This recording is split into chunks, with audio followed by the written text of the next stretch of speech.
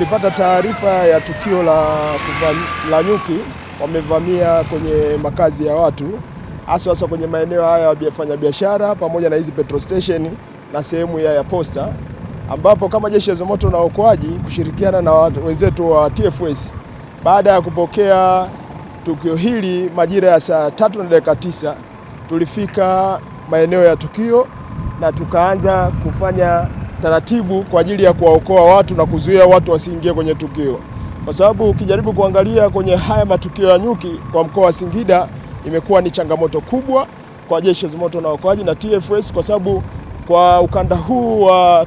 kati ambayo kwa mkoa wa Singida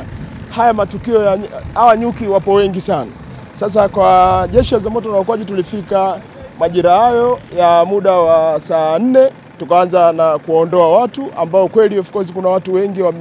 wamevamiwa na nyuki. Tulivyoondoa ni kuhakikisha wapiti kwenye mazingira haya ambayo yalikuwa na nyuki, na baada ya hapo tukapulizia dawa kuondoa nyuki pamoja na kutoa moshi, kuwasha matairi ya gari ambayo yalisukuma nyuki kutoka katika haya mazingira, ambao pia pamoja na hapo ilikuwa imesababisha shughuli za kibiashara pamoja na shughuli zingine kukoma kwa muda fulani, ambayo ilitusaidia na sisi kufanya coverage ya ile tukio na kuzuia kabisa hawa nyuki wasiendelee kuwavamia watu. Kama Jeshi la Zimamoto na Uokoaji tunatoa wito pia kwa sehemu nyingine ambao kuna nyuki au kuna mazingira yote ya kutokea kwa nyuki, watoe taarifa kupitia 114 kwa Jeshi la Zimamoto na Uokoaji ili tuweze tukafika na tukazuia ili tukio lisiendelee. Kama Jeshi la Zimamoto na Uokoaji tunashauri sehemu yoyote ambao wananchi wanavamiwa na nyuki,